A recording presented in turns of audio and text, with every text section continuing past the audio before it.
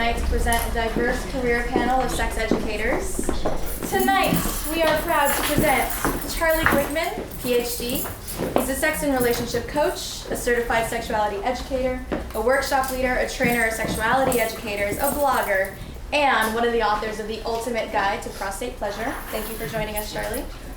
CELESTE HIRSCHMAN, MA, is a San Francisco-based sex therapist and relationship coach who helps men, women, and couples realize their full erotic potential and deepen their experience of pleasure, intimacy, and connection. To her left is DEVINE, who's on my second page. DEVINE is the founder of Superstar Health Education and is a sex educator, curriculum developer, teacher trainer, and relationship counselor based in San Francisco. She is a certified sexuality educator by Planned Parenthood and received her master's in sexuality and theology from Starr King School. And on the end, Carol Queen, thank you, rushing from one sex education lecture to another. I mean, come on. Carol Queen is co-founder and director of Center for Sex and Culture, where we are now. She is staff sexologist at Good Vibrations. She's written and edited over a dozen books about sexuality, from informational to erotic. And then lastly, currently enjoying her dinner, but joining us very, very soon, also running from sex education, is YVONNE Piper. YVONNE Piper works with SFSI's training staff. She's a family nurse practitioner who credits her SFSI experience for her current career trajectory.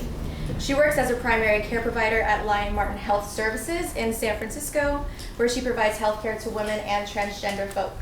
As you can see, our goal was to bring a diverse panel of careers to you this evening. So try to get as many different angles from it as you can. Thank you so much. I hand it over to our first speaker, Charlie Glickman. If you'd like. They sent us a bunch of questions to try to answer as we share the story of how we ended up here today. So I'll see how well I stick with this. I've been a sex educator since 1989, when I came out as queer in college and joined my campus LGBT queer student group. That was the year that T got added to the acronym. So things were starting to change in some pretty significant ways back then. And 1989, 1990, if you were doing queer outreach as a man, people invariably asked all kinds of questions about HIV. Bear in mind that this was before there was a single treatment available for HIV. So as much as we have a lot of anxiety today around sexually transmitted infections, the anxiety and panic and fear was even higher at the time. So I figured, all right, I guess I need to learn about this stuff. So I learned a bunch about safer sex. But if you start talking to people about safer sex, then they start asking you about how you get your partner to use condoms and how you talk to them about your decisions around all of this. So all right, let me learn about that piece. And then people started asking me things like, well, all right, so how do we make this feel good? What do we actually do to make sex enjoyable? And the next thing I knew, I was a sex educator. I just sort of fell into it in some ways. When I moved out to California after I graduated, I volunteered at a few different organizations and agencies. The Pacific Center over in Berkeley, which was the country's first LGBT hotline. I also volunteered at Bay Area Women Against Rape. I founded a program to help the hotline counselors work with male callers, which has since been integrated into their larger training. So I kind of bounced around a little bit, doing gigs here and there. But I think my sex education career really started when I got hired at Good Vibrations in 1996, and I worked there for 16 years. I worked in the Berkeley store, eventually started running the workshop program, and I realized that I wanted to learn more about sex education. So I started looking for opportunities to learn how to do this stuff.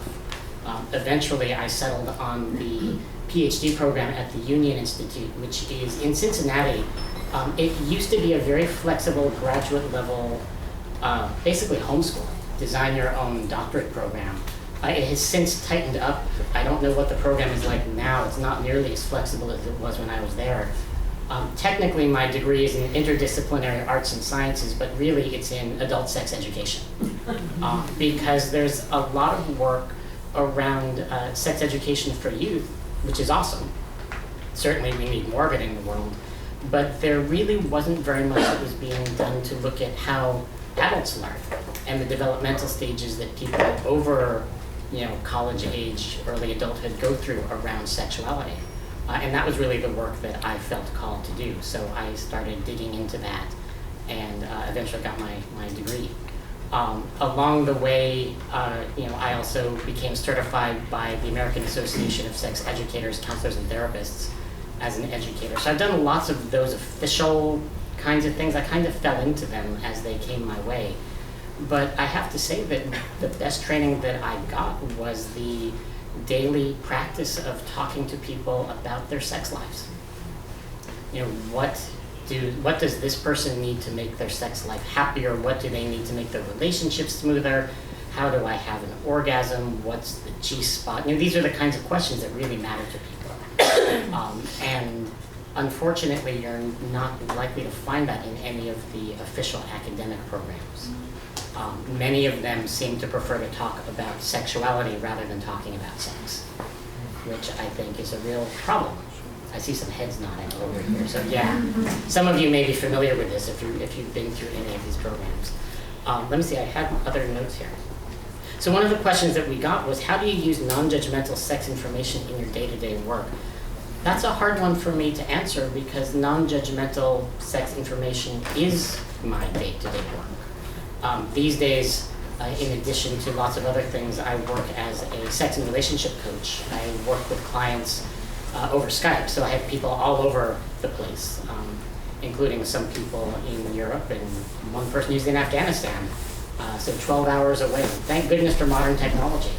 And what they all really need is someone who they can talk to who's not going to shame them or judge them or jump to conclusions about what their challenges mean or what they want. And it's amazing how healing it is simply to be heard by someone who isn't going to shame you for who you are, or what you like to do in bed, or on the kitchen table, or anywhere else you might like to be. So really, that was a hard question for me to answer because that's all that I try to do. It really meant, to be able to do that, it really meant looking at what shame means for me personally and in general. And I think sex educators are in a unique position in relationship to shame because we're really confronting it in a way that nobody else does. And unfortunately, there's not a lot of good information about sex and shame yet. Hopefully that's going to be my next book, so we'll see where that goes. Let's see, so other questions we got. Well, what speed bumps or roadblocks did you overcome on the way? When I decided to go back to grad school, I originally wanted to be a university professor. And that was right before universities started shifting towards adjuncts rather than full-time faculty, and that just was not going to be a sustainable thing. Being a sex educator, it's a tough way to make a living. I know very few people who do just one thing. Most of us have lots of different projects and we sort of patchwork it together. That suits me really well because I like coaching people, I also like writing, and I like teaching workshops, and I like traveling around and going to conferences. And so it fits me to be able to do that kind of work. If you don't like having lots of different things going on, it's a lot harder to make it a career, although you can certainly make it an awesome side project. But I like to be realistic about that because it's a tough way to make a living. Playwright Moss Hart has this great line that I think really applies to sex educators as well. He wrote that writers, actors, and sex workers all face the same fundamental economic problem. They're competing with amateurs who are pretty good and who will work for nothing. and that's really what we're up against. And I think it's awesome that there are lots of people who are doing sex education because there's no shortage of need, but it does make it a tough way to make a living. So I think the trick is to figure out who the people are who really speak to you and figure out what you have to say to them. And that means, focusing on maybe one kind of community or one demographic or one kind of issue, because there's, 6, 7 billion people. What are we up to, 7 billion people now? There's a lot of people in the world. You don't need to appeal to everybody. In fact, if you try to appeal to everybody, you're not going to appeal to anyone. It's a lot like dating in that respect.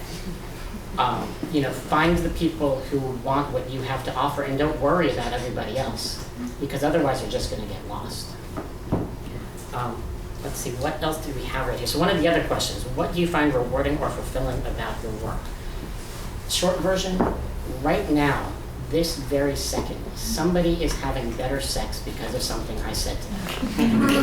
That makes me really happy. That makes me really, even though I have no idea who they are, it makes me really glad to know that. I actually think sex education is the sort of the best karma-producing job you can have. If you really want. I'm expecting my next lifetime to come back as a cat, because that's definitely the next rung up. I like making sex easy for people. A lot of people make sex way too difficult for themselves or for the people around them. And we could talk another time about all the reasons why that is. I really like making sex easy. Because once it becomes easy, you can do all kinds of awesome stuff with it. And I have always had a deep appreciation for SFSI, for how much work as a bunch of individuals and as an organization to make that possible for people too. Because just giving them information helps move them towards that. One of my teachers pointed out that we don't have to be perfect, we just need to move towards our joy and then deal with whatever gets in the way. And then once we step past that, deal with the next thing that gets in our way. We don't have to fix everything to get there. And I think sex educators can do a lot to help people make that part of their lives.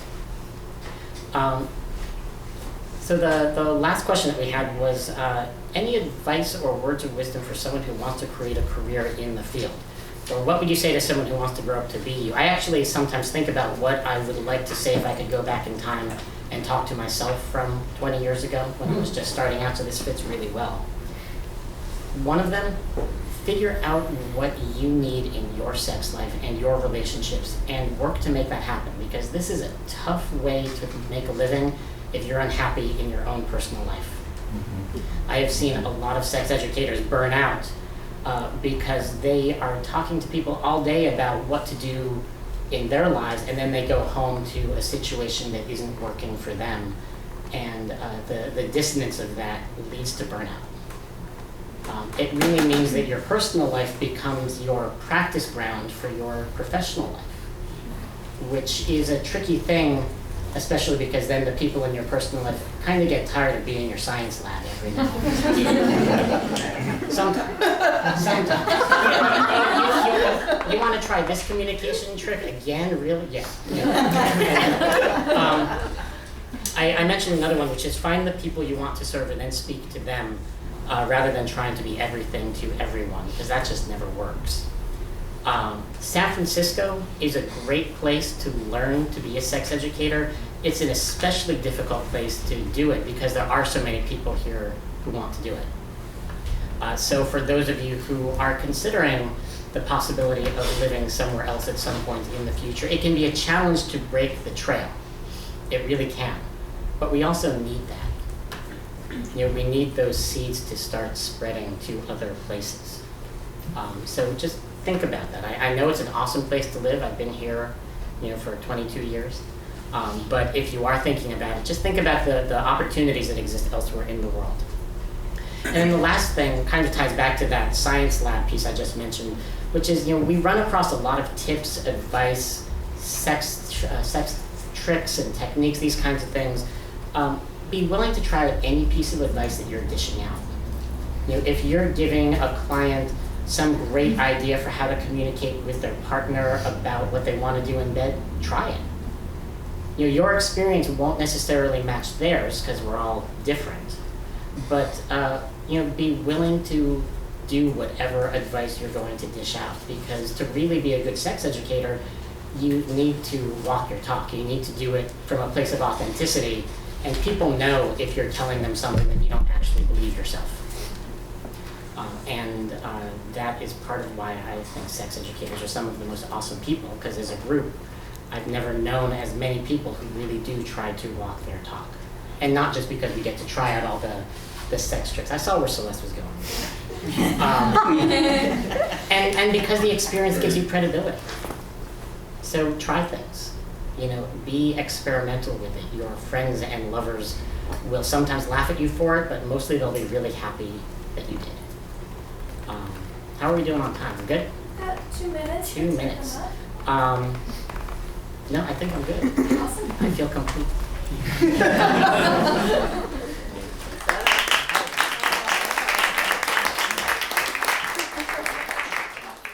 Hi everyone, I'm Celeste HIRSCHMAN. I'm a sex therapist and relationship coach, and I'm really delighted to be here tonight.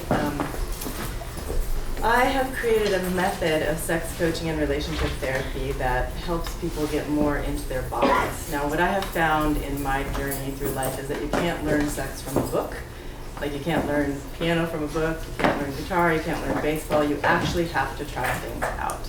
And as I was going along in my journey, I started to realize that it was time to create a practice that was embodied, boundaried, connected, intimate communication with people to help them find their sexual and erotic selves.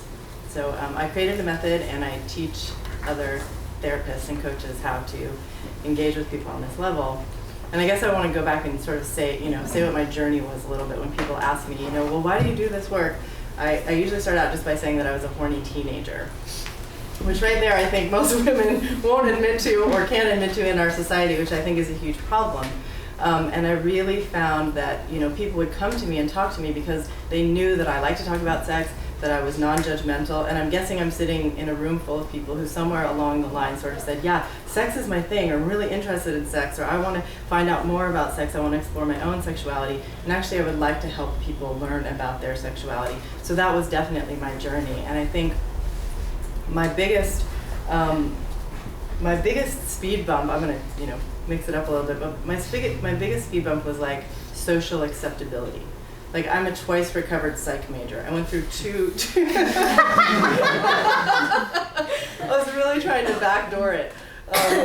I went through 2 bouts where in my undergrad I was a psych major, and and I did a graduate program for a little while, and I was a psych major. And then I was like, wait, the DSM is not my god, and this is, I don't want to medicalize. I really want to help people find, through their sexuality and their erotic energy and relationships and intimacy, their true journey, their true path in life. I want to help people find out who they are and what they want in their life. So finally I said, okay, sex is my thing, I'm going to fully own it, and I went and I got my master's in human sexuality studies from San Francisco State University. And I found in that program that it was a lot more about sexuality than about sex, and I would raise my hand and say, are we going to talk about sex? No. Anyone? Fucking? What people do in bed? No. We're not going to talk about that. Okay, I'll just be quiet over here. And so then I decided to kind of go on my own journey. I mean, it was a wonderful program, and I learned a lot about the socialization around sexuality, which really helps me in working with my clients. But I kind of decided to go on my own journey, my personal journey around my own erotic exploration, and I started taking classes in Tantra, which led me to Celebrating the Body Electric, where we're doing erotic massage on each other in an all-women's group. And then through there, I found the Sexological Bodywork program, and that is a hands-on adult sexuality education program certified by the state of California, which I'm so happy to be in the state, although I agree with Charlie that we need to spread it out. Because there is a lot of work to be done in this area. And then I ended up teaching. I was the professor in the sexological bodywork training for 5 years, and what was beautiful about that program is that it really helped every person get fully in touch with their own erotic desire and their energy, because it was like you had people there touching your body and facilitating your connection with yourself. And I was like, oh my God, it was such an awakening for me, and I became such a more embodied person through that program. And then I was like, okay, but once we get all embodied in ourselves and we know what we want and we feel really juicy and alive, then we have to go out and do this thing called relationship. Like, try to negotiate that with another human being who has different needs and desires and their own boundaries and their own feelings and their own wounds and their own vulnerabilities. And we all have our own fantasies and desires, and they're very individual. And if you're going into your sex life with your partner over and over again and none of those fantasies are being met or seen or understood, if there's too much shame to even ask for what you want, then it's just not very hot, and sex gets old and boring, and relationships get resentful and frustrating. And I think that's, we got a 51% divorce rate, and I don't know, I would say about half of the rest of relationships are on the rocky side. So I really think that we don't have a lot of success in that area, and I want to help people have much more successful relationships and sex lives, and that's what I do every day. And I think the thing about non-judgmental is so essential. We're so shamed. As a culture, we are all sexually abused because all of our sexualities are shamed from a very young age. I mean, even just, our aliveness and our playfulness and our wildness and our voice, all of those things are shut down, but our sexuality, I think, is shut down to even a deeper level. And so in my work, in my day-to-day work with my clients, and I'm working with men and women and couples, I actually practice erotic energy and relationship with them within particular boundaries. So I don't take off my clothes and I don't kiss my clients, but I would say I call it making out without kissing. So if I'm going to, for example, teach a couple to have a better sex life, and they come in and they want more passion in their relationship, I would take one of them and throw them up against the wall and do something passionate with them, and then the other partner would try and take them and throw them up against the wall and do something passionate with them. So it's really practical and experiential, and people are learning and growing, and they're like, oh my God, I never knew that I could I never knew that I could show that part of myself, or I never knew that I could ask for what I want. Never knew that I could have my desires met. And I feel like, one of the things I say on my website is there are 1,000 paths to enlightenment. Might as well take the one that's most pleasurable. As we start finding our pleasure and our desire and accepting and celebrating what we want in our erotic world, it really opens us up, I think, to be in touch with what we want in every part of our lives. So, getting in touch with our desires, and, not so much thinking with this head, which lies to us a million times a day, like, oh, I should do this, and what's wrong with me, and, all of the things that our brain does. Like, I teach people to think with much lower parts of their body, right? To listen to their heart and their gut and their cocks and pussies, and to start to follow, their own desires for their life in every area. And I think opening up and awakening erotic desire is a huge part of the path to that. So, I think what's most rewarding, because I love intimacy, I love vulnerability, I love erotic energy. What's most rewarding about my work for me is that I get to engage in deep erotic connection with thousands of people over the last 8 years. I have been doing this work, and to see that every single relationship, every single person's erotic energy is different.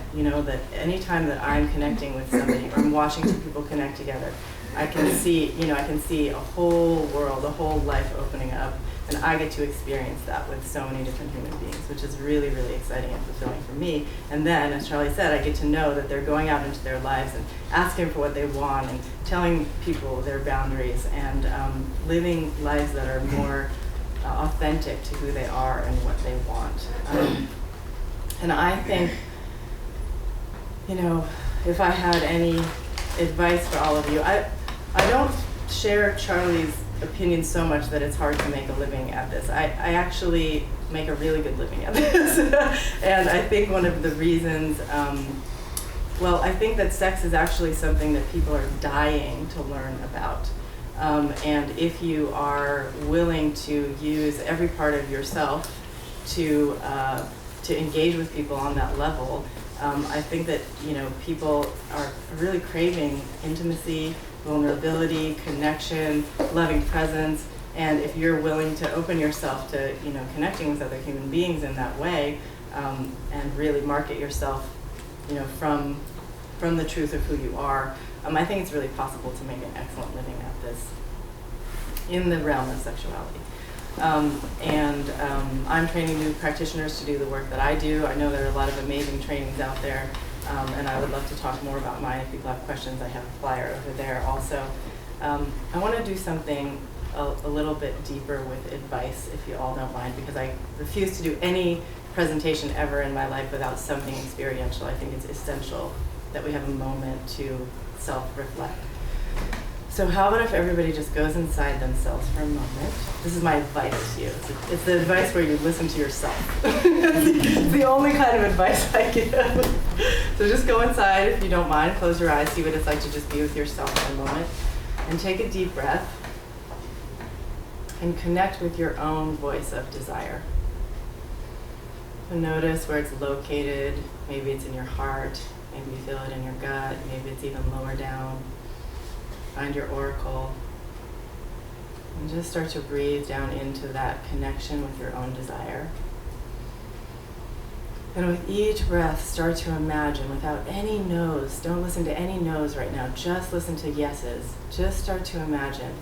If you could picture exactly what you want to do in your life around sexuality or around your work or around education or even around love and intimacy, just get some picture of what you really, really want in your body right now. No matter what it is, it could be food, it could be your life path. Just let yourself feel it and notice what it feels like to listen to your own body and your own desires. And get this beautiful image and just let yourself hold this image. I want you to take this image or this imagination or this feeling or this sensation and see what it's like for the next week to not say no to it at all, to just say yes to that feeling. Good, one more deep breath and bring yourself back into the room with your yes and your own personal advice that you just gave yourself. Good work.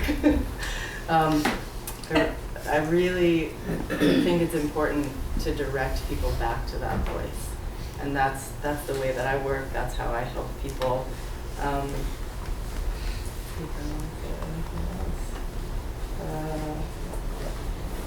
don't know, working around sex is the work of the Lord. I mean, it's like we really need, it's so needed and it's so essential and it's so necessary.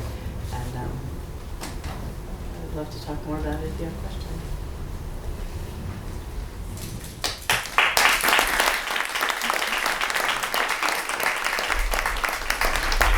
Got to have a nice experience of both owning and loving what I do now and noticing where I want to expand it. So thank you. It was awesome. My name is Jennifer DEVINE, MDiv, so I do actually have a Master's of Divinity degree as well. I teach about 2,000 of your children in the Bay Area every year. I'm a former Planned Parenthood Education Department coordinator, and I mostly teach. Somehow I've ended up being a puberty education specialist, so I do a ton of 4th, 5th, and 6th grade puberty education classes, middle school and high school, and then I also have my own private coaching and counseling practice, which is expanding. I mostly work with a demographic of people who are polyamorous, queer, or kinky, it seems, in my world. So my day-to-day work is often teaching in classrooms, and for example, today I was at Brandeis Hillel School up in Marin, but mostly I'm in the public schools, and mostly I'm in schools with high needs. So my goal is to go in and, as Charlie said, live and breathe shame-free, comprehensive, all-inclusive. Everybody's in the room at all times, and by that I mean transgender kids, intersex kids, all kinds of families, all different ways babies are made. Honoring all types of bodies, all diversity of abilities, as best as one can. And I absolutely love doing the work. And I really am looking each day when I'm teaching to find new ways to be even more inclusive. So, for example, I just had to rework my concept of homework because I know that not everyone has a home. I'm like, okay, wait. Where do you spend most of your time? I mean, just constantly trying to break down the barriers that even in our language exclude people in a classroom. So my goal is not to get all of you out of work with adults who need to see folks to encourage their erotic lives to be fully fulfilled, but my hope is to raise children and help them be those embodied, shame-free, awesome human beings who can honor their own empowered erotic selves and find and seek that sexual knowledge that they want to have. That is inherent in all of us, that we all have that curiosity and interest. So my hope is that, I can't do it in 4 hours in a classroom, but that's the seed I want to plant. My journey to this place is circuitous. Life is not a path, it is a collage, and it just constantly is being layered onto. I think I got very lucky. I was raised in a family and in a church community, the Unitarian Universalist Church when I was young, who in that window period of the 70s when we thought we should teach children just everything about sex in a very matter-of-fact, kind of medically accurate kind of way. In fact, we should show them actual pictures of actual people having sex even, because that's just what people do. So I did, in fact, get a 6-month program when I was 12 years old. It was really awesome and super inclusive. It included pictures of people doing things, and it included masturbation, included different forms of sexual orientation. I, for now, forever have emblazoned in my mind the pictures of the lesbians in the 70s who all had long hair and white nightgowns and lit candles before they had sex, but that's not who I ended up being. But that's, so those images, they stayed with me, but they were very sweet, so. That's where I started. I was a peer educator in high school. I was the kid who everybody wanted to talk to about sex because I was the kid who had gotten an awesome sex ed program. And so everybody assumed I knew a lot of things. So I did a lot of field research in high school, although I was not a sexually active person. I was the person who garnered all the information from everyone else who was. So I knew what everybody else was up to. And I also had accurate information. From there, my route included working as the youth programs director at the Unitarian Universalist Association. There I sat on a curriculum development team that developed a program called OWL, which was Our Whole Lives, which is a comprehensive kindergarten all the way through adulthood curriculum. We spent 8 years writing this awesome secular curriculum that's used all over the country, in both religious communities and in non-religious communities. I go to ASET conferences. I constantly am going to professional development work. I've studied at the Institute. I used to work over here at St. James Infirmary as a volunteer coordinator. I lived at Mission Control and coordinated sex parties on the weekend. There's an important balance between academic work as well as field research. I have to echo what Charlie says, that is important to do your own work, but I think it's also super important to have your own boundaries, and very good boundaries. As a professional educator in the public school system, I would say one thing that I never disclose is anything about my own personal self. I'm a very neutral, open person, but nobody ever knows anything about my own personal life. Not my sexual orientation, not where I live, not how big my motorcycle is. None of these personal questions get answered. I also continue to try to keep up my chops by working on the SFSI hotline, as well as reading academic and professional journals all the time. I think that's important as an educator to stay up on what's current. The pitfall of that, of course, is not falling into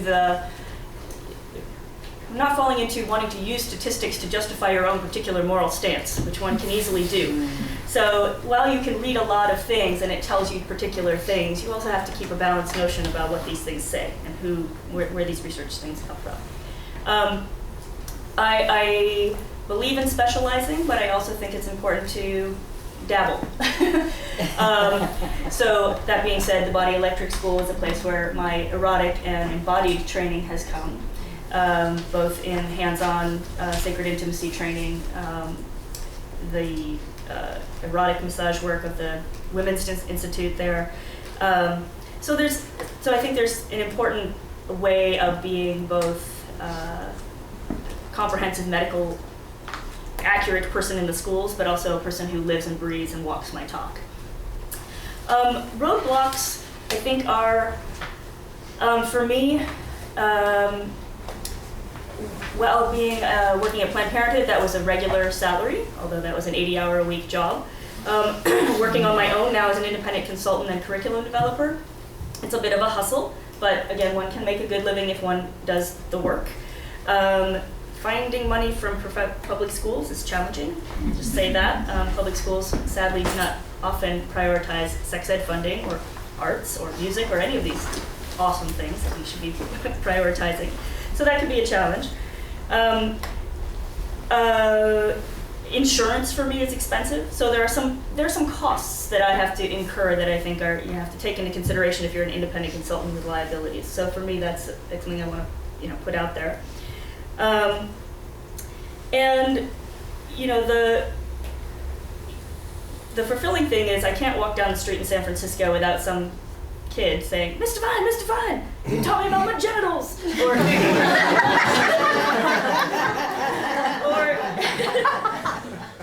or these incredible like thank you notes that I get that are just these beautiful handwritten things that I get in the mail that are just a delight to read. So for example, what I learned that there is so much more inside the vulva other than a bunch of meat that is mashed together, and that there is a place where the pee comes out, and that I also found out there are so many secrets to puberty, more than just genitals. And I'm really thankful you came to teach us about puberty, and to be honest, I look forward to going through puberty. I always thought that you just changed from a kid to an adult, and everything you taught me is actually really interesting. Also, when I tell my family about puberty, they always tell me that I've told them too enough and that I should just stuff my face with dinner. Thank you.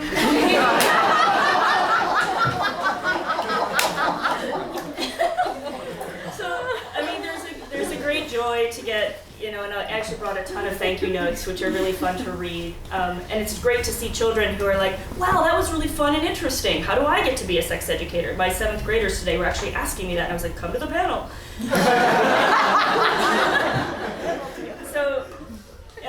So that I think is really awesome, because once people get over the cultural message, which is sex is really gross and totally fascinating, right? And that's the thing. The children are actually, once they get over the it's gross part, and somebody who can just model that, like, actually it's really fascinating and interesting and a natural part of life and a really wonderful thing that can help you have awesome relationships with your body, yourself, and others. Kids just take that in and go, wow, yeah, right. And you see them, you see how that sense of self-esteem is an antidote to possibly risky or possibly self-deprecating or possibly harmful behaviors. You see how that sense of pride and joy really encourages people to move in the world in a way that is about justice and love and all of that.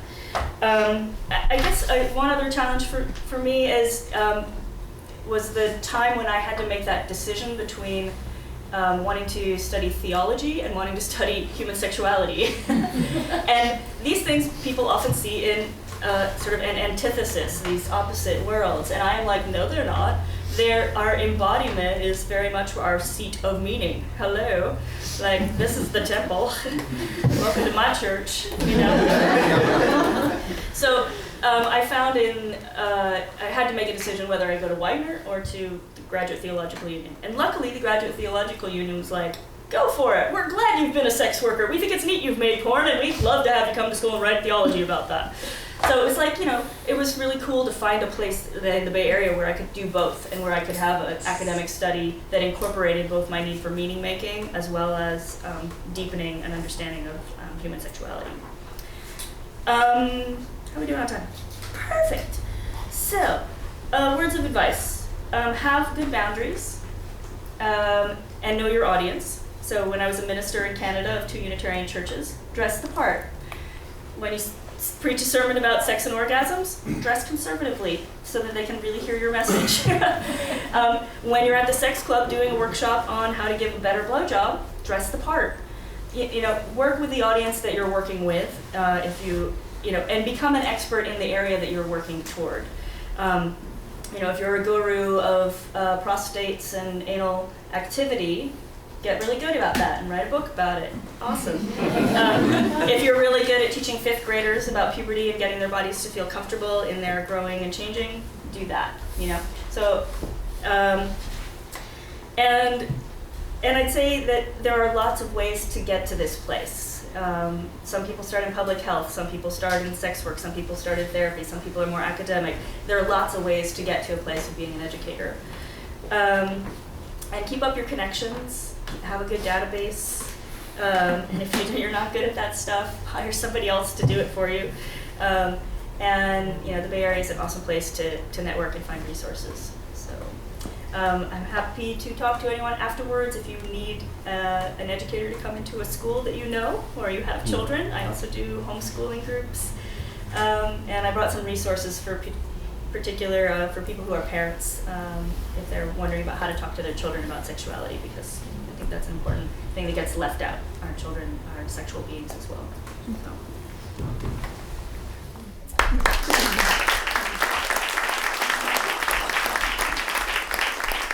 Awesome act to follow. Are there any Marin 7th graders in the room in here right now?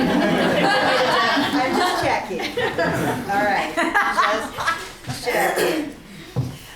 Okay, so I'm Carol Queen. I've got a doctorate in sexology, the academic study of what people do sexually and how they feel about it. And that comes from the Institute for Advanced Study of Human Sexuality, or as I will heretofore call it, Sex School, because its acronym doesn't spell anything that it's fun to say. So, but you'd think they would have worked that out 35 years ago, 45 years ago, but they didn't. I want to start by the initial question is, how do you use non-judgmental sex information in your day-to-day work? And I just want to tell you a little bit about the week that I'm having. I just got back from going to an academic conference in Santa Barbara called Dirty Sexy Policy, in which we talked as much about obscenity and indecency as we did the Communications Decency Act. And if you just got wet or hard when I said that, you know who you are. It's very true. You can come from so many directions. Then I went to San Diego, and with one of my sexology confab persons, talked to a bunch of medical model, mostly doctors and researchers, about sexology and sexual diversity, because what they think being a sexual medicine specialist is figuring out a pill to give the ladies. So we wanted to talk about some different ways to masturbate and things like that, so that we could expand the way they routinely thought about sexuality in their practices. And just an hour ago, I was telling people at Good Vibrations that if they want to find a lover, they should look for Unitarian. That's not all I said, but I did say that in so many words. And now you know why. And on Thursday, we're going to reconvene here at the Center for Sex and Culture and have a memorial service for the great Golden Age porn star Gloria Leonard, who died earlier this month. One of the things that we do around here at the center is have memorial services for people whose memorial services we would never get invited to because their families don't invite their fans. So that's just this week. So I'm a staff sexologist at Good Vibrations, as you heard in my intro, and that means a lot of different things. I've been working at Good Vibrations since 1990. I got involved at Good Vibrations. I was just writing about this for Lynn Camella's book when, I hope it's okay to say this, Joni Blank and I met at one of Betty Dodson's masturbation workshops. And so naturally, when she had a 1-day-a-week job at Good Vibrations, she thought of me, because she'd seen me naked. Which is not a way that any of you are ever going to get one of your sex-related jobs, probably. Well, yeah, that's what I meant. And so, I knew a good opportunity when I saw one, and of course I say yes. I had already been, well, just a minute, I'm gonna say the other thing that I do, and then I'm gonna tell you what I've already been. So since 1990, through the period of time that I got my degree at the Sex Institute, to the present, my job title changed when I got my PhD. My responsibilities from the get-go had to do with not only working in the store, but also having to do with figuring out continuing ed modalities around sex education for the staff there, who got terrific training. In fact, in those days, everybody got sent through San Francisco Sex Information. But as time went on, we developed a training that was freestanding. Charlie and I worked together for a long time doing that, as well as some other people around. And so now I not only talk to the public and the press about sex routinely on behalf of Good Vibes, I help to train and oversee educational programming for the business. I answer customer questions, something I also do for Bust Magazine, a great honor. And I've done enough Q&A. I even did a Q&A for the East Bay Express, but then Dan Savage was cheaper, so I got it. Yes, that's how long I've been around. And I'm also, as was mentioned, the co-founder of this space, the Center for Sex and Culture. I serve as the director. Robert, my partner, who's over there, many of you know Robert, and I are the people who decided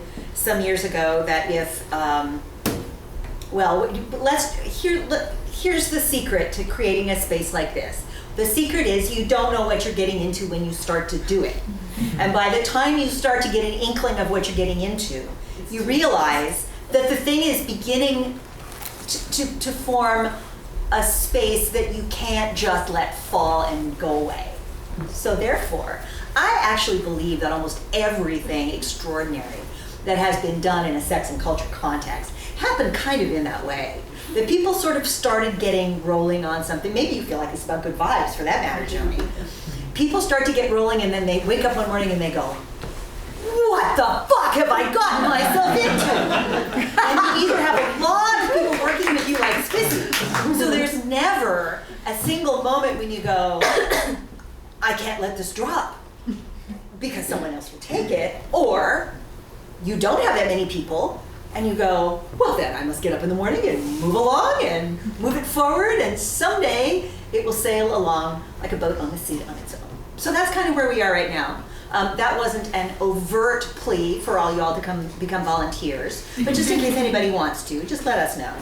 And please do sign up on our e-list if you are so inclined, because we have extraordinary things going on here all the time. And can I just say, this sounds judgmental. I don't mean it to sound judgmental. If somebody wants to be a sex educator and they're not tuned into what's going on in this space, you're missing some of the lines of important communication and discourse that you could be paying attention to and integrating. So I really encourage you for that reason, not any other, to get with us in that way.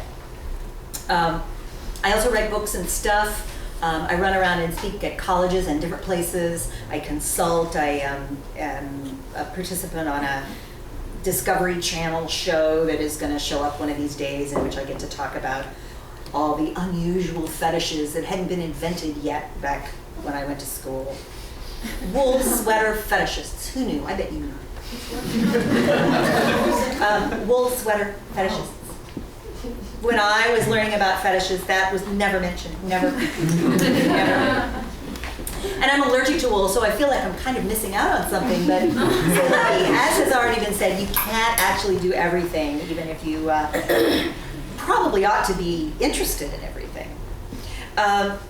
When I write lots of different things. I write sex ed, I write how-to, I write erotic smut, I write memoir, I write analysis. I've got a Sex in the News column that I've been doing for the Good Vibes blog lately, and that's big fun. So I'm non-judgmental, except when I'm a tiny little bit snarky about cultural trends. But I don't consider that judgment, but it's a little snarky sometimes. But that's just a thing these days. I'm also associated with the notion of sex positivity, I think. I didn't come up with it by any means. But the first time I ever heard the phrase was at the Sex Institute. And I think it was actually developed there in the 1970s and 80s. I do not believe that it came from elsewhere than that place. So San Francisco is really the home of the notion of sex positivity, which I understand is getting a little fraught in some circles lately, especially even people who probably are really sex positive in many ways themselves. And I just want to remind them what the opposite of sex positive is. That's really fundamentally the cultural context out of which I came, and so many other people too. And it's a little hard being, I think, maybe the oldest person on the panel, to emphasize strongly enough to people who are a lot younger than me what it was like culture-wide, not just in pockets of places where shame was really the order of the day, was really inculcated, was really expected. So I came from that place. I started doing this work because I was a smart enough child to look around in my home and pay attention to my mom and dad and go, what the fuck is going on there? There's something wrong. What was wrong was my mother had been sexually abused as a young woman, and she never told my father, and she and he tried to have a successful sexual relationship with that in the background, never having been healed or dealt with or acknowledged. And it didn't work out so well, and I could smell it. And by the time I was old enough to think that I might have sex myself, I was well and truly on a path to think that sex was important in some way, even though I didn't quite know what it was yet. I have to tell you, I wrote a story when I was 9 or 10 that was a sexually explicit story, and I had a boy and a girl. I knew about the penis and the vagina, so I got that part worked out. But then I didn't know anything about thrusting or stuff, or one lying on top of the other, or positions or anything. So I had a third person in the story tie them together. So, and I feel like that pretty much got me ready to move to San Francisco. I didn't need much more than that once I got here to figure out how to so I was a kid who wanted to talk about sex all the time, even when it was inappropriate, especially when it was inappropriate, because it got me attention and it allowed me to differentiate, thank you, who was doing and feeling what around sexuality. I became an LGBT activist in the 1970s. In my college, I was the co-founder of one of the first gay youth groups in the country. And when I moved to San Francisco, it was because of HIV, because I wanted to do HIV work. But when I came here, I realized, having gotten involved with SFSI in 1989, the Institute in 1987, and in other kinds of contexts, that there was way more to do around sex and sex education than just safer sex education. I want to say what speed bumps or roadblocks I want to talk about are that you will likely need to be entrepreneurial if you do sex education. There are very few jobs that have a job description that you apply for. You need to figure out what you want to do, whether it's one thing and do it well and a lot, and find your people, or whether you patchwork, as Charlie said. That's been my role too. But we don't yet live in a culture that gives jobs to sex educators, as many as should be given, as many people as want to do this now. Keep your receipt for tonight. You want to write it off your taxes. What do I find fulfilling about this? Besides being able to talk about sex anywhere and everywhere, I love digging in the culture's issues. I've got a real academic streak around this. It's a streak of analysis and trying to determine where we are and where we're going, and deconstructing those things is fascinating and interesting, no matter how much or what kind of sex I ever have been having. Lastly, any advice, and I think I'm about up to time once I tell you what my advice is, do not assume that your own sexual responses and interests are true of other people. I know plenty of people who have become sex experts about a kind of sex that they like a lot, and they describe sexual response and experience that they know very well and intimately that doesn't work for all the people they try to teach it to. Don't be that person. Learn about diversity. I wrote a thing for AVN called Sexperts, Experts, and Sexologists. If you want to look it up, it was basically a rant about that very thing. I'm non-judgmental, except when I rant. Sex education and sexology is inherently interdisciplinary. You can come from all kinds of directions. You don't have to go to one of the very few sex programs to get your higher education. In this field, you can be wherever you are, whatever you're interested, whatever your parents wanted you to do or your grandma was paying for school for, and I bet you can find a sex angle to it. And we need you to do that, because in your discipline, as it exists without its sex angle front and center, people are misrepresenting sexuality in law, in medicine, in research, in biology, all over the place. So stay in those places if you have the will and interest, and specialize in sexuality, and you become a sexologist sort of by default by doing so. If you do that, join Quad S, ASECT, and any of the even remotely sex-related professional organizations in your discipline, and network. Pay attention to what other people are doing, how they make their livings, how they advertise themselves, how they find their clients. Look and see what they're not doing as well as you think you would be able to do if you could step up and be of support in the world. There are a lot of people who want to do this work. San Francisco is crawling with us. There are a lot of towns in this country and this world that could use you.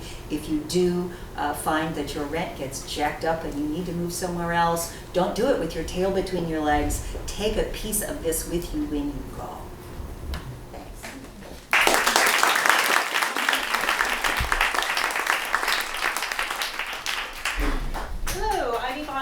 I am a registered nurse and a family nurse practitioner. My current gig is working at LYON-MARTIN Health Services, which is a clinic not far from here, sees women and transgender folks. There I get to do a really wide variety of healthcare services. So as primary care, that means basically anything that walks through the door that could be health related is your problem. But some of the things that I do would be managing chronic diseases like high blood pressure or diabetes, an illness or an infection or an injury like a sprained ankle or a sore throat. I do a lot of women's health, so pap smears, breast exams, STI screenings, infection checks. And one of the things that I particularly like doing there is transgender healthcare. So what I'm doing is starting people on hormones, overseeing their hormone therapy, referring to surgery, and doing post-surgical care. And that is one of the things that I think is the most special about where I work and one of my favorite parts of it. Sex information, I would definitely say, comes up a lot in my work. It's maybe not every visit, but most visits are going to have some aspect of sexuality or gender that I get to deal with. Being able to hear patients talk about their sex lives, their gender presentation, and remaining completely non-judgmental and really practicing both a poker face and a true non-judgmental approach to what they're saying is really important. And that's one of the things that I value there, is getting to build great relationships with folks, knowing that they can come to me as a healthcare provider and not be judged. Sometimes this might be an issue in sexual functioning, and other times this might be discussing their symptoms, figuring out is this an STI or not. Especially for my trans patients, a lot of what we do is talk about normalizing and validating their experience in transition, discussing how they might be going through a second puberty and talking about how you can't necessarily compare your transition process to your friends.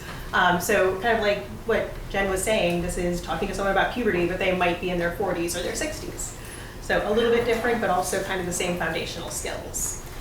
In terms of how I got to where I am, when I was an undergrad in college, I was volunteering for a sex information organization where I got to do peer counseling and talk about things like birth control and STIs and sell people condoms. And I thought it would be really great for me to do that somehow in my professional life, but I didn't know what that looked like at that point. Also around that time, I had a really traumatizing visit to my college student health center with a nurse practitioner, where I felt incredibly judged and horrible. And I said, not only am I never seeking healthcare again, but I would never want to be a healthcare provider. It didn't work that way, obviously, but that was what I was thinking. So off the bat, I was thinking healthcare provider was the last thing that I would want to do. I moved to San Francisco in 2002, and I was looking for a job, and at that time you could still find jobs in the newspaper, and I saw a newspaper ad in the Sunday paper that said, looking for an administrative assistant in a lesbian sperm bank. And I looked at it and thought, that is a hilarious joke. And when I saw that ad the second week, I figured it probably wasn't a joke, this was a real job, and I should apply for it. And I did, and I got it. And this was definitely my entree into working in healthcare, like the actual facilities of healthcare and the world that I had been terrified of, but I was trying to make it not so bad for other people. I eventually moved from a position where I worked at the front desk, where I talked to folks about the basics of fertility and pregnancy, then ended up working in the lab there, processing specimens, learning how to take blood, learning how to package specimens, and kind of getting a feel for the entire operations of a medical office. After that time, I was in SFSI training approximately the same time and volunteered with the organization since '03. I've been in a lot of positions with SFSI, so I'm on the switchboard, I was a switchboard supervisor, the coordinator of switchboard, resources coordinator on the board of directors, and on training staff, was director of education. So went through a lot of things, not all in the same year. That took like 10 years. And right now I'm just focusing on my role as a trainer, but definitely working in healthcare plus taking SFSI training that was kind of my catalyst for where I've ended up now. In my next job, I was clinic manager at Women's Community Clinic. So it was combining the healthcare skills with the sex information and my experience being a volunteer, because it's mostly a volunteer staff there. So having some idea about what it's like to work with volunteers as opposed to paid staff. So when I started working there, still, being a healthcare provider was totally not on my agenda. Did not want to do that. Some of the things that I got to do in that position were very much sexual health related. So I was doing some health education, talking about sex-related issues, HIV counseling, providing some medical services myself.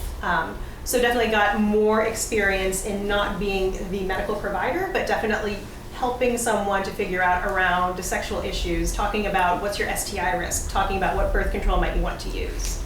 At some point when I was working there, I decided that I did want to pursue becoming a healthcare provider. I don't know what exactly triggered this, but I just decided one day that was what I was going to do. I work with nurse practitioners primarily, and I felt like I really understood what that job entailed. And I was trying to figure out which kind of healthcare provider I wanted to be. Did I want to be a nurse practitioner or a doctor or a physician's assistant? The reason I went for nurse practitioner was it is faster in terms of schooling than the other ones. You do get to be a nurse along the way, so that is another job path that you can pursue. And I definitely preferred the educational philosophy of nursing over medicine, so that was how I made that decision. I was also around this time volunteering as a facilitator in a class at UCSF School of Medicine where we were facilitating a small group and just teaching bedside manner and medical communication skills. So this was not a position that was for necessarily a medical expert, but more someone who understood communication. And in my job at the time, I got to be the person who fielded complaints about healthcare providers. And most of them were not medical mistakes. Most of them were, they made me feel judged. So I really had a decent understanding about how I could teach someone, here are the things that patients might not like, here's some ways you could avoid those pitfalls. Around this time, I decided applying to nursing school. I ended up going to UCSF. I didn't want to move. I got really lucky getting in there. I was not so lucky to go through the program. It kind of was not the most fun time. I'm going to just fast forward through that part and just say nursing school is really hard. Once I got my RN license, I started working as a nurse in an abortion clinic, and that was one area I hadn't worked in before. And at first I was pretty excited. I was like, this is another sex ed opportunity that I haven't had before. And for a lot of folks, when they are going through that experience, sex is the last thing they want to talk about. So I definitely did not get to use those skills in a way that I would think, but it was definitely another place to practice being non-judgmental. So after I finished my nurse practitioner program, I got my current job at LYON-MARTIN. I had taken 7 months to find an RN job and 3 weeks to find an NP job. So just to give you some idea, if you were looking at the nursing field, that's what job market kind of looks like. I was also working part-time at City Clinic, a few blocks away from here, on an HIV pre-exposure prophylaxis study. So I was doing a little bit more explicitly sex ed focused on sexually transmitted infections. I got to do lots of really great work around having very frank discussions with my patients around their sexual practices and what risks they had around those. So yeah, right now my only job is at LYON-MARTIN Health Services. I will occasionally do some speaking in the community or teaching classes.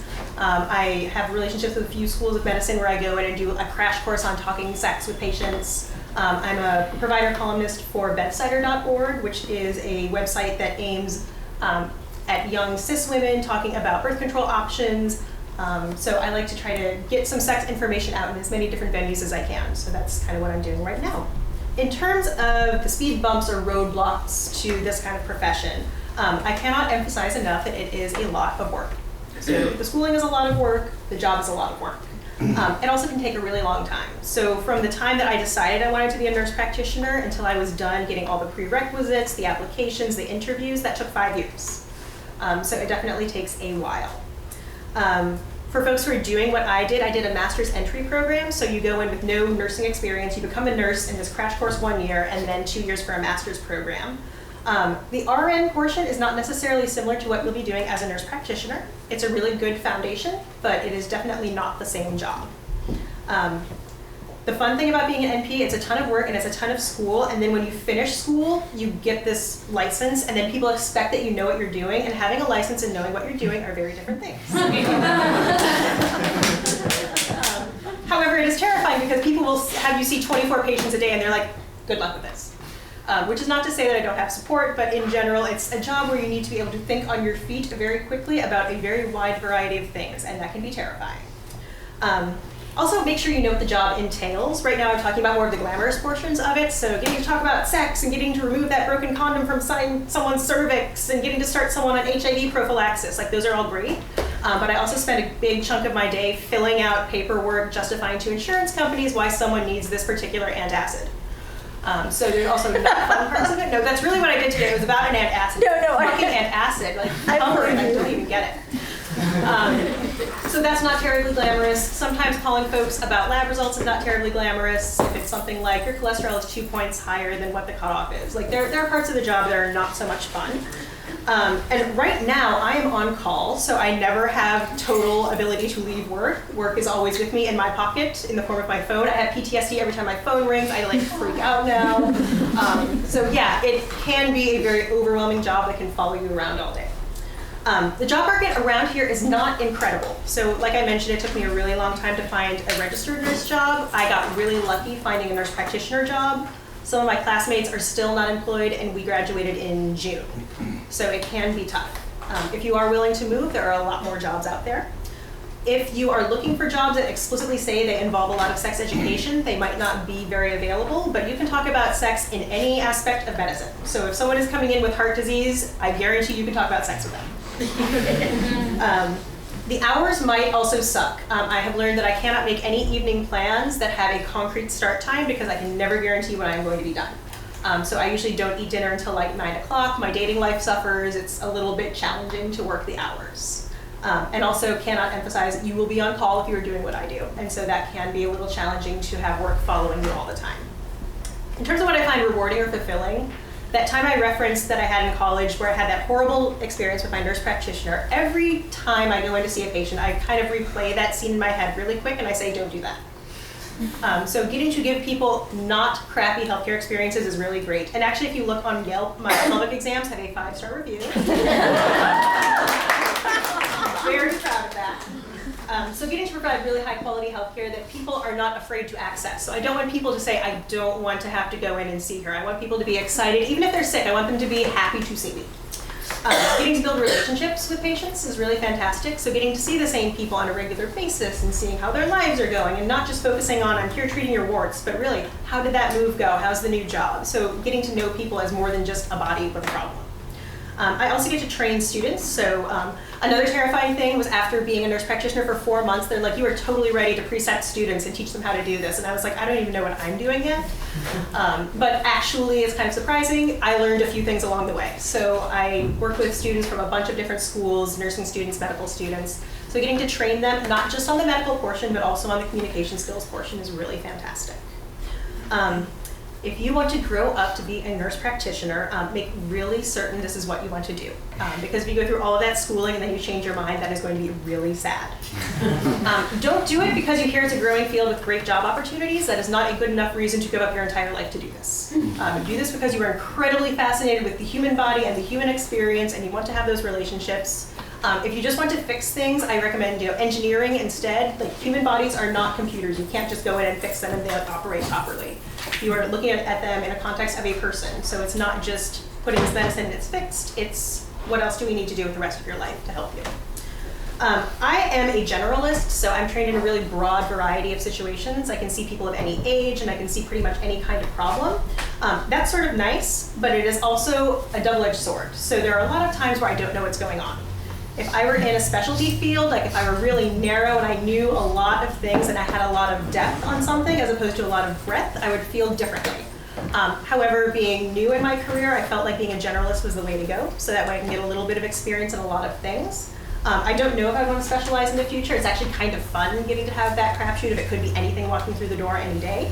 And the flip side of that is really using a sex educator skill that I really love, which is saying, I don't know. I have to say I don't know a lot. Sometimes it's I don't know, but I'm going to find out. I can look it up. I can consult with a colleague. Sometimes it is I don't know, so I have to refer you to somebody else. And other times it is I don't know, and nobody knows as far as I know. So getting really good at admitting when you don't know things is very key in this work. So yeah, I will wrap it up there. So we're going to transition to our question and answers portion. Think about what has been itching on your mind this whole time. Thank you so much when you mentioned about you want to study sexuality and theology, because that is something that I've been true of my interest, and people just don't seem to get the concept. Even people. So what do you think when you speak to people, especially in the Abrahamic tradition, when you explain to them, yes, there's actually sex in the Bible, there's sex in this book. Like, how do you approach that to people, especially even adults? Okay, well, you have to understand I also come from an atheist pagan background. So, as a Unitarian, we don't have a theological set of dogma. So my experience of working in both religious schools and in the community is I think it's super important to be able to, any question of values is I think it's important to answer the medical facts about sexuality and then reference to the best of your ability the breadth of the community's opinions about things. So for example, there are very progressive Christians who are polyamorous, who are sex positive, and there are some very conservative groups who are very monogamous focused and interpret things literally. And in the middle of that is a whole breadth of experience. And so my job is not to ever critique any of those places that people might land, but to say those are places where people can still have exciting and sexual fulfilling lives. And they just have to make it fit with their own particular theologies. Yeah. And to help them then delve into places where they can find sex positive messages to honor their own faith and their own tradition. So that's what I would say.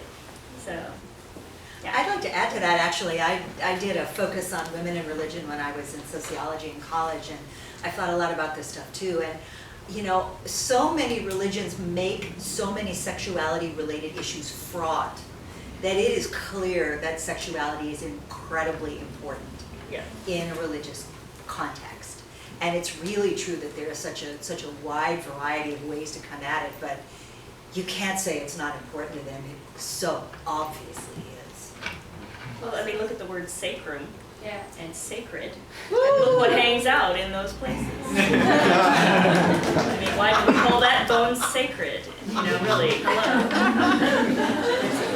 So I think this is kind of touched on a little bit, but for those of you who are doing some form of counseling or therapy, how did you guys find and choose, narrow down, what have you, the programs, the schooling programs you were looking at? Because I feel like there's a big kind of vague, nebulous amount of schools, some kind of program or other, and really finding which ones felt right to you, and yeah. So I got my master's in human sexuality studies from San Francisco State University, and my mission statement in going in there was basically like, I need 2 letters after my name to justify whatever crazy scheme I'm gonna come up with. So I really wanted to create my own thing. But I do like to mentor people, so if you want to get my business card, I can talk to you about the programs that I know of in the area, including people who want to go through more MFT, like traditional programs, versus the Institute of Advanced Study of Human Sexuality, and I can share with you my knowledge of that. So be happy to do that. That's how I made my choice. Yeah, actually, the questions that people ask me when they seek me out as a sex and relationship coach, very little of that was information that I learned in grad school. Yeah. I have been reading and studying and talking to people and experimenting and exploring sexuality for a long time, and that's really where a lot of this comes from. Taking workshops and classes and seminars and geeking out with folks just like these people here. There's really, at least when you're not in therapy, when you're in more of the counseling, coaching side of things, there's really not a lot of academic programs for that specifically. In fact, there's only one training program for sex coaches specifically at Patty Britton's Sex Coach U, which is relatively new, so I don't know much about how well it's working. Oh, well, that's true. Well, that's true. But I was going from like the general, like a little bit of everything. Can you repeat the name of that one again, please? Sexcoachu.com. Patty Britton. It's in LA, isn't it, Charlie? Yeah, but it's an online course. Okay. Or at least part of it is. But so really it's a lot of, most of the folks who are doing that kind of work, it's a self-taught kind of thing. At least on that level. Yeah, well, we spent 1 year in theological school studying pastoral counseling, which is basically like therapy 101 skills. I concur. It's talking to people from the age of 12 until the age of 47 about their sexuality and their lives. That's in learning the skills of active listening, helping people go deeper, figure out their own internal selves. I have also found that the Body Electric School, a lot of their embodied work really deepened how I could relate with people. Specific tools that allowed them to do things with their bodies, not just sit around and talk about their head experience, but be in their bodies. Yeah. So. Is there anybody in the room who doesn't know what the Plicit model is?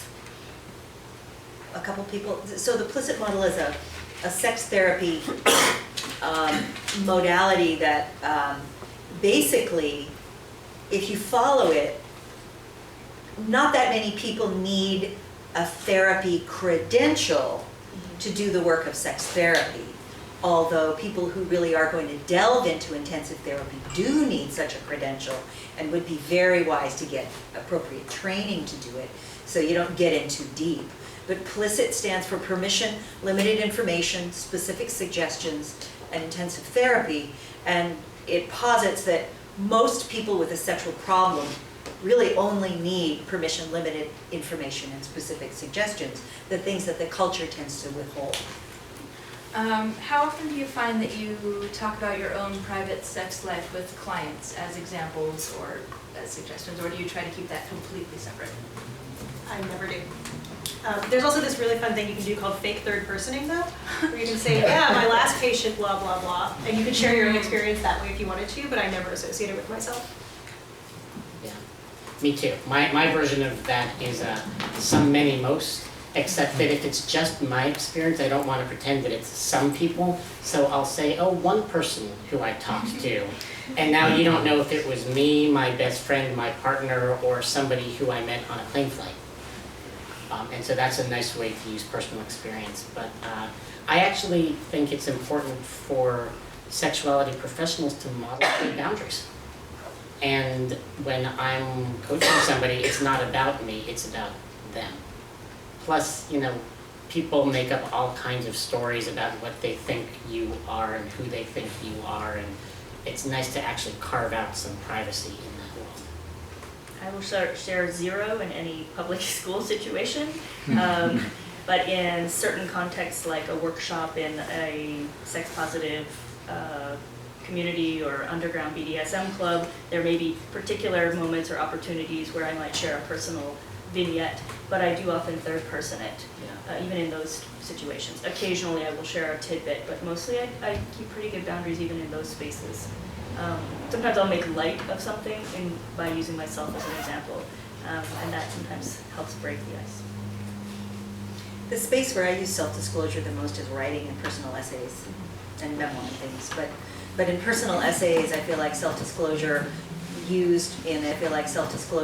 opens doors to consider things that would not be considered the same way if there wasn't a personal link and example associated with it. So in that world is probably the place where I've done the most actual disclosure, and at the same time, it is judicious and boundaried in a particular way. I mean, I think almost everybody that I've ever met in this world, when you start to talk about this kind of thing, has some strong things to say about the usefulness of boundaries.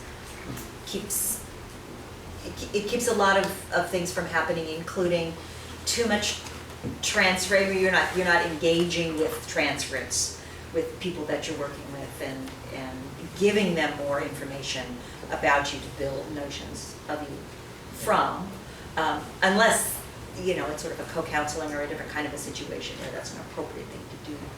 But thinking about whether it's appropriate is always valuable. I realize I should clarify, because I was thinking about the coaching stuff, but I'm also similar to Jen. When I'm teaching workshops, I use limited self-disclosure. But then again, when you're getting up in front of a group of 30 people and you're talking about sex, they tend to assume you do whatever you're talking about anyway.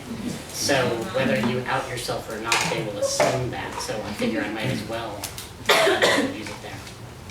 How do you approach language, particularly in terms of things like sexual orientation or gender identity, because especially recently, the terminology is changing very, very quickly, and something that was fine about a year ago now has taken on a different connotation. Yep. How do you approach that in developing the curriculum and with students?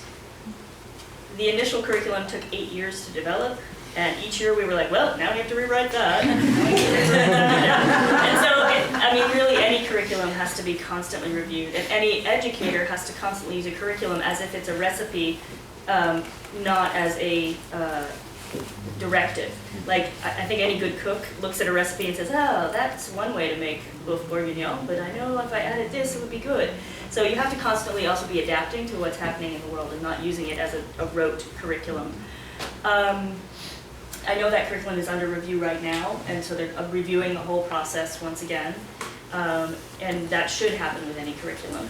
And also I think you have to include literacy in the teaching of the curriculum itself. So when you're talking with students, you might say, well, these are some terms I know that fit sort of in that transgender umbrella right now, but I bet you in 2 years there'll be some new ones that people have added. What have you heard? So you have to kind of add in literacy for students so that they can learn to deconstruct media images and look for their own language and create ways to even critique the teaching that you're doing. So yeah, that's what I'd say. Always have, in your plan, if you're writing a curriculum or working with a curriculum development team, to have, 2 years from now we'll have to sit down and do this again. How have you guys navigated the transition from sex education or from earlier careers and jobs to sex education and the social stigma that can sometimes come along with that, as far as resume building and that kind of thing?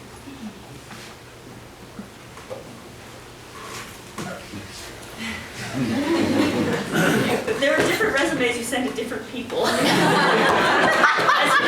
is always true.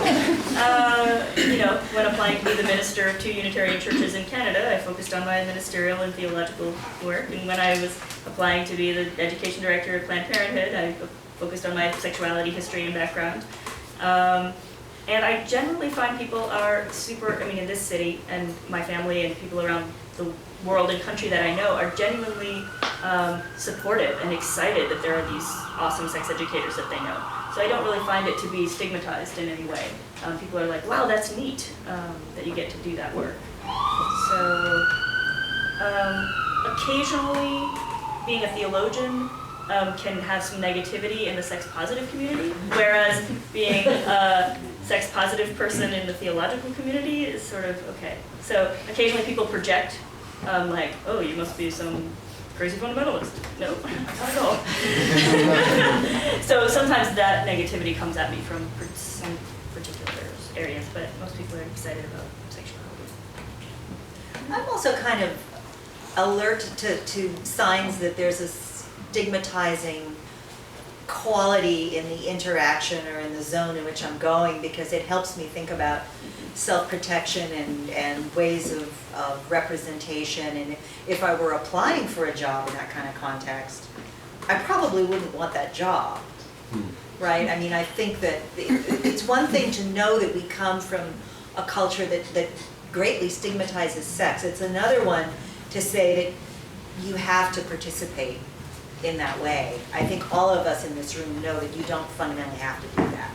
That we've made alternative spaces, and they're all over the country. People are making alternative spaces, and that we can find them and leverage the work that we want to do by having supportive people around us. I think that's very important. I was a sex worker. I don't always talk about it. I do sometimes, and when I talk about it, one of the reasons that I do is it was hugely informative and sort of a foundational thing, much in the same way that being a waitress was. Also a little stigmatizing in some circles. PhD who talks about being a waitress, like what? But partly also because I want to make sure that, and I'm glad that you did this too, Jen, that it gets stated so that it helps change where the stigma lies. I think we can all do that in our little ways or our big ways all the time. That's one of the reasons that people are attracted to this work, I think. Yeah, there's one type of stigma that I don't personally deal with, but I've talked with lots of my colleagues, and also when I coach people who are learning to become sex educators, which is that many people presenting as women who are sex educators get slut shamed. Yeah.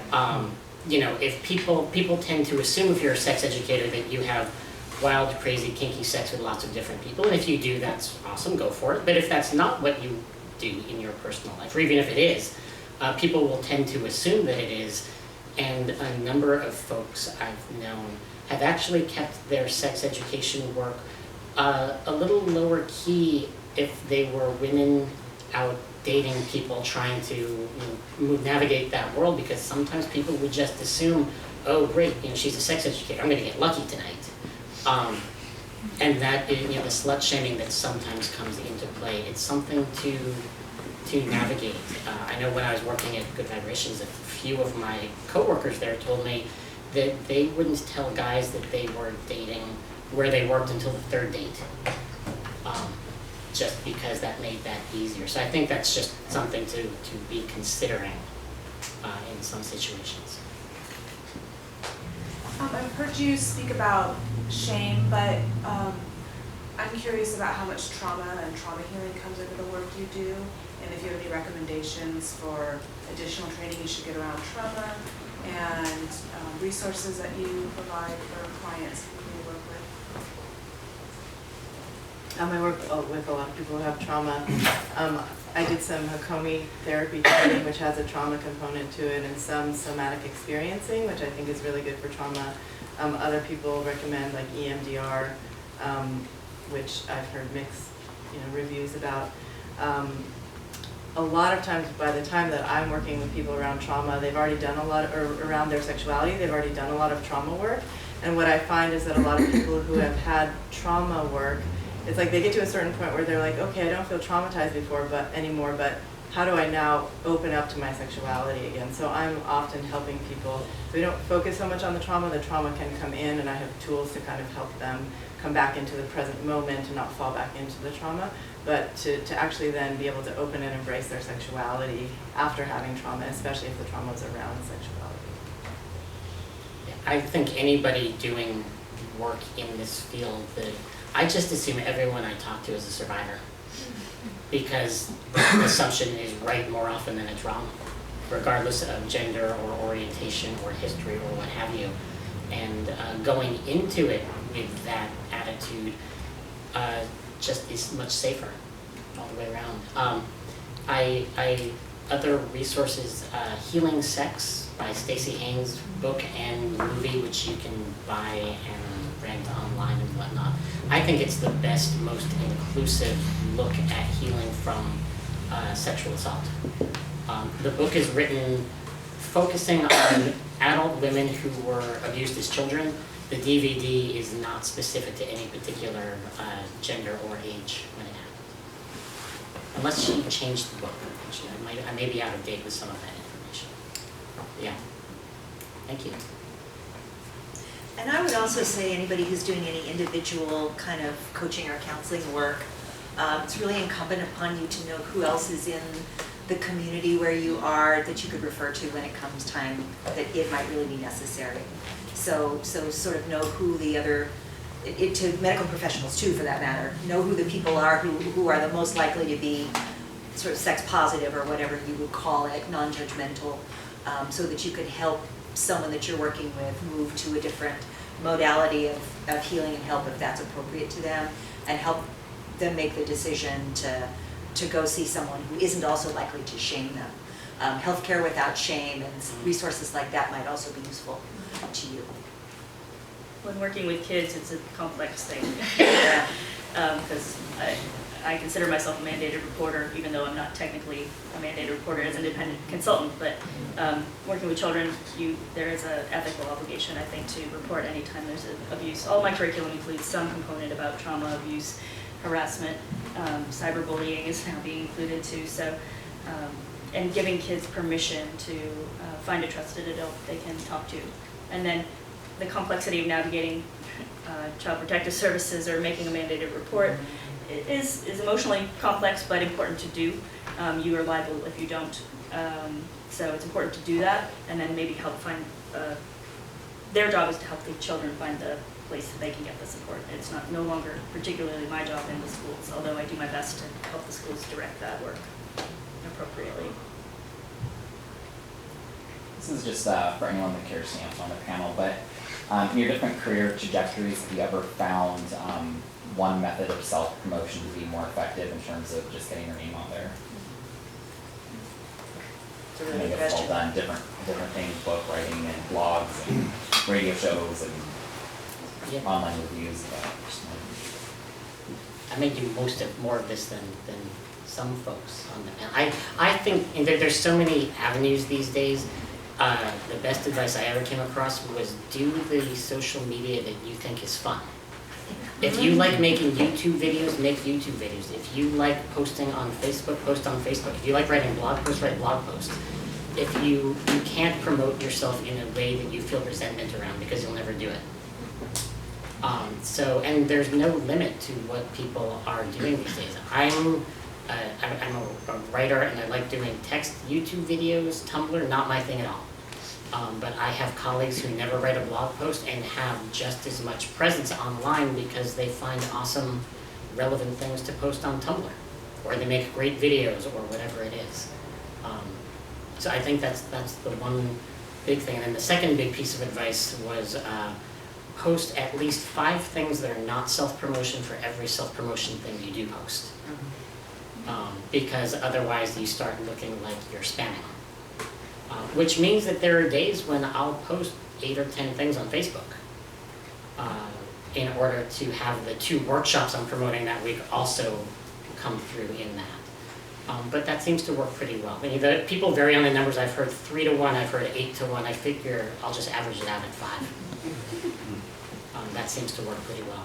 There are lots of really good resources for that. If you are doing self-promotion as an entrepreneur, I think one of the best resources is the website ittybiz.com, ITTYBIZ. They specialize in marketing advice for 1- and 2-person businesses, not specifically for sexuality, but most of their information translates over just fine. And they've got all kinds of useful free stuff on their site as well as paid courses. Yeah. For me, I think our website is probably the most important. Having a really good professional website where you get lots of free information out that people can access and get to know who you are and what you're doing. And then getting other trusted professionals to trust and refer to me, that's been a big part. So therapists refer to me all the time, medical professionals. And so making personal relationships with people where they trust you and they're going to be comfortable sending their clients to you. We wish you well, thank you very much, and have a good evening. Thank you to the panel.